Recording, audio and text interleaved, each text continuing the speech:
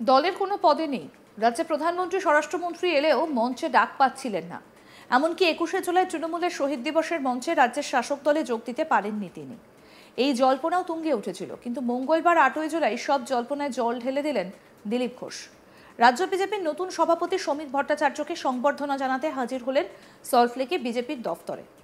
প্রসঙ্গত বলি, এই সল্টলেকে বিজেপির এই নতুন দপ্তরে কিন্তু সচরাচর দেখা যায় না দিলীপ ঘোষকে, দেখা যায়নি। তিনি মঙ্গলবার এলেন, সঙ্গে প্রচুর দলীয় সমর্থক। শ্রমিক ভট্টাচার্যকে সংবর্ধনা জানানোর পর কিছুক্ষণ একান্তে কথাও হয় দুই নেতার। এরপর সাংবাদিক বৈঠকে শয়ে শয়ে দলীয় কর্মীদের সামনে দিলীপ ঘোষ জানিয়ে দিলেন যে কর্মসূচিতে আমার থাকার কথা যেখানে, সেখানে আমাকে ডাকা হয়। আমি রাজ্যের কোনো পদাধিকারী নই, ফলে আমাকে রাজ্যের সমস্ত বৈঠকে থাকতে হবে এমন কথা নেই। আমাকে দল গাড়ি দিয়েছে, সেই গাড়িতেই আমি দলের কাজ করছি। আমাকে নিরাপত্তা দিয়েছে, পদ দিয়েছে, এর কোনোটাই আমি চাইনি। আমি নিজের জেলা মেদিনীপুরে কাজ করছি, আমাদের জেলায় এগিয়ে আছে। মাননীয় রাজ্য সভাপতি রাজ্য সফরে বেরোবেন, জেলায় জেলায় তাকে ধুমধাম করে সংবর্ধনা দেওয়া হবে। আমি বলেছি সেই কর্মসূচি মেদিনীপুর থেকে শুরু করতে। আমি শ্রমিকবাবুকে বলেছি আপনি যা আদেশ করবেন দলের সমস্ত সাধারণ কর্মীরা লড়াই করতে রাজি আছে। দিলীপ ঘোষ আরও বলেন, শ্রমিকদা পার্টিতে আমার থেকে পুরনো, আমার আগে থেকে উনি রাজ্যের সাধারণ সম্পাদক ছিলেন, তিনি আমার থেকে সিনিয়র লিডার। তিনি বলেছেন সবাইকে নিয়ে কাজ করতে হবে। আমি স্লোগান দিয়েছিলাম 19-এ হাফ, 21-এ সাফ। 21-এ সাফ হয়নি, যেটুকু বেঁচে গেছে 26-এ সাফ। আমি শ্রমিকবাবুকে বলেছি শুধু আমি নই, বিজেপির সমস্ত পুরনো কর্মীরা আপনার সঙ্গে আছে। এবার শুনবো কি বললেন বিজেপি নেতা দিলীপ ঘোষ, শুনুন।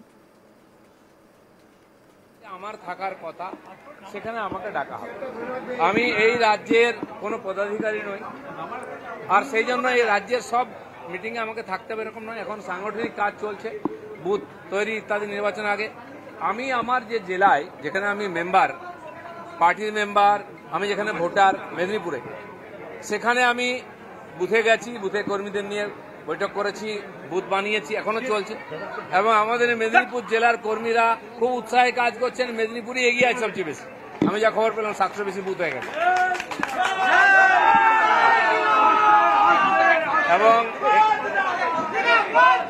এখানে আমাদের মাননীয় মেদিনীপুরের বুথ সভাপতি এসছেন অ্যাডভোকেট সুমিত মন্ডল, তার সঙ্গে কিছু কার্যকর্তাও এসছেন।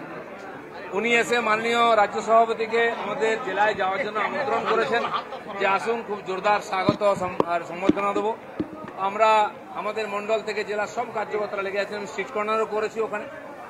সেদিন শ্যামাপ্রসাদ জয়ন্তী 6 তারিখে খড়গপুরের মাননীয় শ্যামাপ্রসাদজির মূর্তি স্থাপনা করেছি আমরা। তো লেগে আছেন কর্মীরা। মাননীয় রাজ্য সভাপতি যখন জেলা সফর শুরু করবেন, আমরা চাইব মেদিনীপুরে প্রথমবার আসুন, সেখানে সমস্ত কর্মীরা তাকে সম্মান জানাবেন। বিজেপির অন্তরে দিলীপ ঘোষ, শ্রমিক ভট্টাচার্যরা কিন্তু প্রাক শুভেন্দু নেতা বলেই পরিচিত। দিলীপ ঘোষ শ্রমিকদের হাত ধরেই রাজ্যে দাঁত ফোটাতে পেরেছিল বিজেপি। তাই শ্রমিক ভট্টাচার্য রাজ্য সভাপতি হতেই যেভাবে তার সঙ্গে দেখা করতে সল্টলেকে দলীয় দপ্তরে এলেন দিলীপ ঘোষ এবং পুরনো বিজেপির সব কর্মীরা আপনার সঙ্গে রয়েছেন, তা বলতেই কিন্তু 26-এর ভোটের আগে সেটা যথেষ্ট তাৎপর্যপূর্ণ বলেই মনে করা হচ্ছে। এটাই মনে করছে রাজনৈতিক মহল। আমাদের প্রতিনিধি সুজয় ঘোষ এবং অহনা কি প্রতিবেদন তুলে ধরেছেন শোনাবো এবার আপনাদেরও। বিজেপির যদি সব থেকে কেউ বড় মুখ হয় সেটা হচ্ছে বিরোধী দলনেতা শুভেন্দু অধিকারী। কিন্তু শুভেন্দু অধিকারীর মতো নেতাকে টেক্কা দেওয়ার মতো যদি কোনো হেভিওয়েট মুখ থাকে, তার নাম দিলীপ ঘোষ। তো সেখান থেকে একটা বিষয় স্পষ্ট যে শুভেন্দু অধিকারী যে লেভেলের নেতা, তাকে টেক্কা দেওয়ার মতো একজন বড় নেতা হচ্ছে দিলীপ ঘোষ। তো সেক্ষেত্রে দিলীপ ঘোষকে নিয়ে একটা দেখো চর্চা সেটা কিন্তু চলছিল, কিন্তু কালকে যে ঘটনাটা হলো সেটা বঙ্গ বিজেপির কাছে সেটা একটা স্বস্তির বিষয়, এটা বলতেই হয়। দেখো, যে দূরত্ব দিলীপ ঘোষের সঙ্গে তৈরি হয়েছিল সেই দূরত্ব পুরোপুরিভাবে মিটে গেল না। এবং শ্রমিক ভট্টাচার্যকে আমরা যেটা দেখলাম, যেভাবে তাকে সাদরে দিলীপ ঘোষকে যেভাবে আমন্ত্রণ জানানো হলো, শ্রমিক ভট্টাচার্য তাকে আমন্ত্রণ করলেন এবং সেই আমন্ত্রণে বলা যেতে পারে দিলীপ ঘোষই শ্রমিক ভট্টাচার্যকে ফোন করে বলেছিলেন যে তাকে তিনি শুভেচ্ছা জানাতে চায়, কারণ নতুন সভাপতিদের একটা শুভেচ্ছার একটা প্রোটোকল বিজেপিতে আছে, তাকে অভিনন্দন জানাতে চায় তার নতুন ইনিংস শুরু করার ক্ষেত্রে। সেক্ষেত্রে আমরা যেটা দেখলাম যে একান্ত দুজনে শ্রমিক ভট্টাচার্য এবং দিলীপ ঘোষ প্রায় দীর্ঘ 20 মিনিট আলোচনা, এবং সেখান থেকে একটা বিষয় স্পষ্ট হয়ে গেল যে যে দিলীপ ঘোষের যে কামব্যাক, সেই কামব্যাকটা কিন্তু অহনা পুরোপুরি স্পষ্ট হয়ে গেল।